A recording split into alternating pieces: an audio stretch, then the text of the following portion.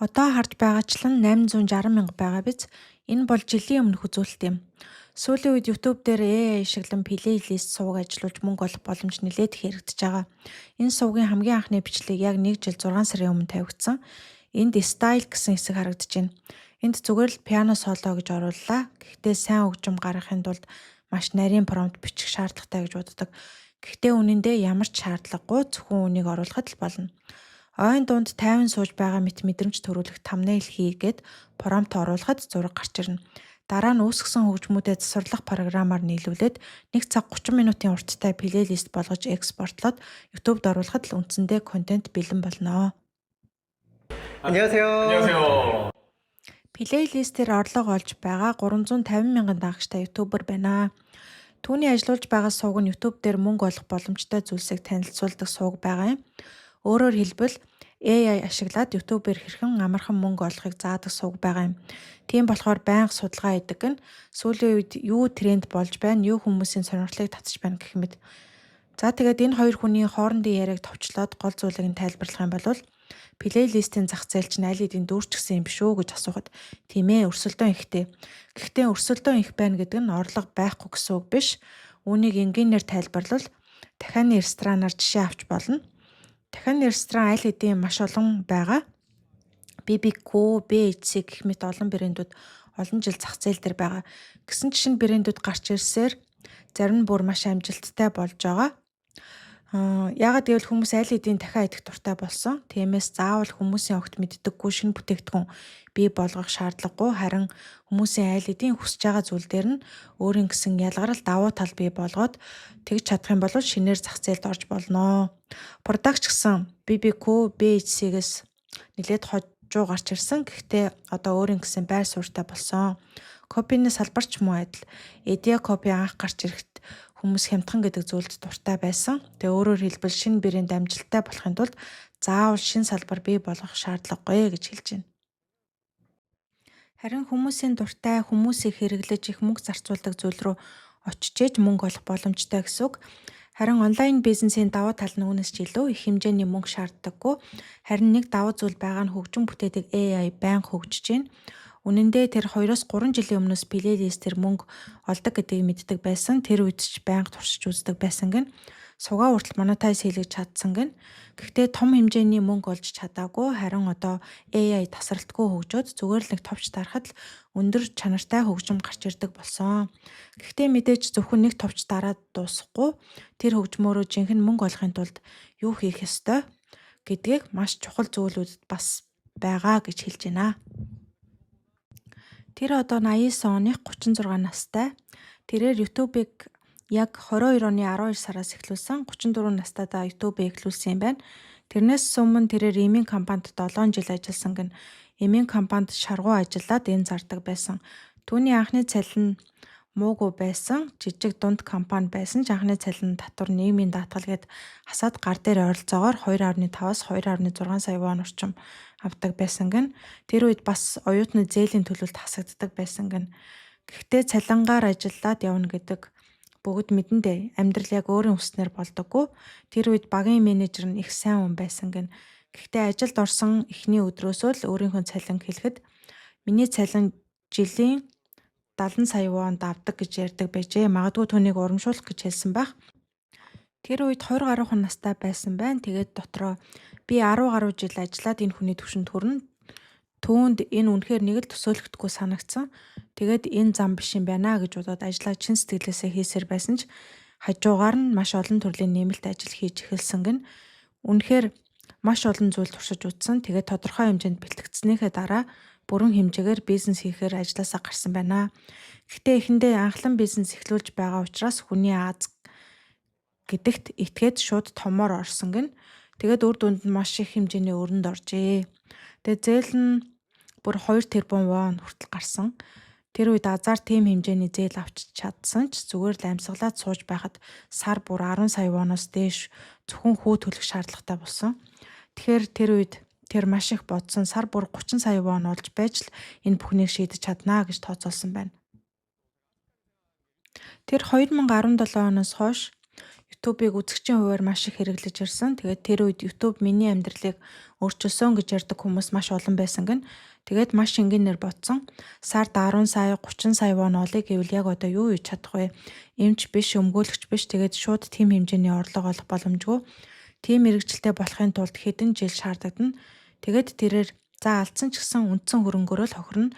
Ядаж туршаад үзье гэж бодсон. Тэгээд YouTube эхлүүлэхэд бараг мөнгө шаарддаггүй. Одоо ч гэсэн YouTube хийхэд заавал их мөнгө хэрэггүй.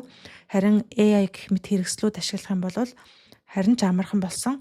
Тэгээ AI хэрэгслүүдэд сардаа хэдэн 10,000 вон төлөөд л ашиглаж болно. Тиймээс тэр үед YouTube-д галзуу юм шиг бүх анхаарлаа төвлөрүүлж эхэлсэн гэн ингэж явсаар одоо энд хүрчээ.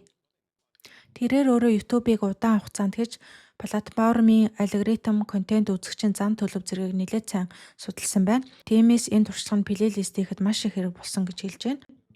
Плейлистээр мөнгө олох хоёр үндсэн арга байдаг. Түүний тайлбарснаар AI ашиглан хөгжим хийж түүнээс хоёр өөр сувгаар орлого олж болно. Нэгдүгээрт YouTube-ийн плейлистийн орлого өөрийн бүтээсэн хөгжмүүдээ ашиглаад урт хэмжээний видео плейлист хийж YouTube дээр байршуулна. Тэгээд хүмүүс тухайн видеог үзэж сонсгойд YouTube-ийн зар сурталчилгаа болон бусад орлогын хэлбэрээр мөнгө олно. Хоёрдугаарт хөгжмийн эрхийн буюу стримийн орлого AI-аар бүтээсэн хөгжмөө тодорхой хөгжмийн платформоор дамжуулан бүртгүүлж болно. Тэгээд тухайн хөгжим бусад платформ дээр ашиглагдаж сонсогдох үеэс орлого авах боломжтой. Энд нэг сонирхолтой зүйл нь гэвэл AI бүтээсэн хөгжим байхад яагаад би мөнгө авах ёстой гэхэд түүний тайлбар нь AI бол зүгээр л миний өгсөн тушаалыг гүйцэтгэж байгаа хэрэгсэл. Жишээ нь нэг дуу хийхэд бөмбөрчин, хийлж, төгөлдөр хурж гэх мэт олон хөгжимчин хэрэгтэй болдог. Би өөрөө бүгдийг нь тоглож чадахгүй учраас тэднийг зохион байгуулж дуугаа ямар байхыг төлөвлөж хөгжимчдөө сонгож өгнө. Тэр утгаараа би бүтээлийг төлөвлөж удирдах байгаа хүн. Харин AI миний хүссэн хөгжмийг гаргаж өгч байгаа хэрэгсэл гэж ойлгож болно. Тиймээс AI хөгжмийн хэрэгсэл би бүтээлийг төлөвлөж чиглүүлж байгаа хүн гэсэн зарчмаар ойлгож болно.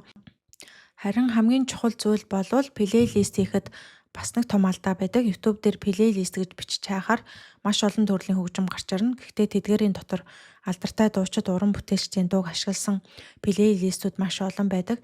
Эдгээрийг шууд хуулж хийж болохгүй. Яагаад гэвэл алдартай уран бүтээлчдийн дуу бол зохиогчийн эрхтэй контент.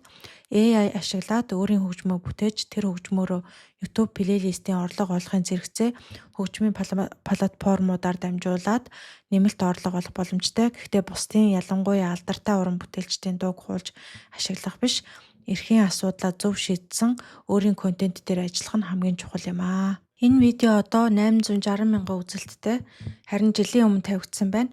Энэ бол тухайн видеоны үзэлтийн график статистик одоо ч гэсэн өссөөр байна. Ийм плейлист видеонууд эхэндээ нэг удаа огцон өсөөд дараа нь үзэлт нь өгдөг биш, харин эсрэгээрээ хүмүүс байнга хайж сонсдог учраас удаан хугацаанд үзэлт авдаг. Тиймээс ердийн видео контентоос маш өөр. Ердийн YouTube-ийн жишээг тэр өөрийнхөө сувгаас харуулъя гэж байна. Түрүүн хэлсэн 1.1 сая үзэлттэй видео байгаа. Энэ видео бол одоо алгоритмын хувьд бол бараг өгчихсөн. Эндээс харвал үзэлт нь зогссон, бүр зүрхэн зогссон юм шиг. Ер нь бүх ютуберийн графикаас илүү байнга өсөж байдаг юм графиктай байхыг ер нь хүсдэг. Тэгээд энэ ганц видео ч биш. Энэ видео гэхэд л 11 сарын өмнө тавигдсан мөртлөө одоо 2.6 сая үзэлттэй байна. Одоо ч гэсэн өссөөр байна. Нэг видеоноос л бараг жилийн цалинтай тэнцэх хэмжээний орлого олсон гэсэн үг. Тэгээд хэд хэдэн плейлистийн сувгтай нэг сувгийнхын жишээг үзүүлье. Эндээс харах юм бол нийт 100 сая вон орчим болсон байна. Энэ видео яг 1 жил 6 сарын өмнө тавигдсан. Сарын орлогыг нь харах юм бол 7, 6, 8, 9 сая вон гэх мэт одоо 7 сар бүр дуусаагүй байхад л 5 сая вон орчим болсон байна. 6 сард 7 сая, 5 сард 6 сая, 3 сард бараг 10 сая вон болсон байна. Энэ орлого цаашдаа ч орсоор байдаг. Тийм болохоор одоо плейлист хийх хэрэгтэй гэж хэлээд байгаа юм.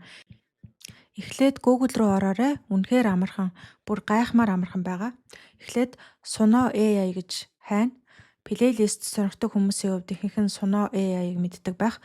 Одоогийн байдлаар хөгжмийн AI-удаас хамгийн шилдэг гэж хэлж болно. Suno-г үнэгүй ашиглаж болно. Гэхдээ арилжааны зорилгоор өөрөөр хэлбэл мөнгө олохын тулд ашиглах бол төлбөртэй хувилбарыг авах хэрэгтэй. YouTube дээр байршуулж мөнгө олох бол төлбөр төлөх ёстой гэсэн үг. GT зэрэг бусад хэрэгслийг үнэгүй ашиглаж болно. Дарж ороод Тэр айл эдийн нэвтэрчихсэн байна. Та нар бол эхлээд бүртгүүлээд нэвтэрнэ. Одоо бүр Монгол Солонгос хэлээр интерфейс нь шинжлэгдсэн болохоор үнэхээр амархан болсон. Create буюу үүсгэх дээр дарна. Хээлийн буюу тайвшруулах хөгжим хийж үзүүлье. Энд advanced буюу style гэсэн хэсэг байгаа. Тэгээ зүгээр л piano solo гэж бичнэ. Үүнийг prompt гэж ойлгож болно. Гэхдээ энд нэг чухал зүйл хэлмээр байна. Сайн хөгжим гаргахын тулд маш урт нарийн prompt бичих хэрэгтэй гэж хэлдэг хүмүүс олон. Гэхдээ үүндээ бүгд хэрэггүй. Энэ ганцхан үгийг оруулахад л хангалттай. Create товч дээр дараад ачааллаад хөгжим үүсэж эхэлнэ. Бараг 10 секундын дотор хөгжим бэлэн болно. 어때요? AI-аар хөгжим хийхэд маш хурдан. Нэг удаа дарахад 2 хөгжим гарна. 4 удаа хийвэл 8 хөгжим бэлэн болно. Хөгжим татаж авах хооронд ChatGPT-гийн өнгөө хувилбараар thumbnail хийж болно. Thumbnail-д заавал хөдөлгөөнтэй видео хөгжмийн долгион хэрэггүй. Нэг чанартай зураг байхад хангалттай. Жишээ нь ойн дунд байгаа мэдрэмжтэй piano плейлистийн зураг хий гэж хэлэхэд л AI өөрөө гаргаад өгнө. Бүр гараараа бичих шаардлагагүй дуу хоолоогоор хэлж болно. Дараа нь CapCut дээр 8 хөгжмөө оруулаад нэг зургийг тавина.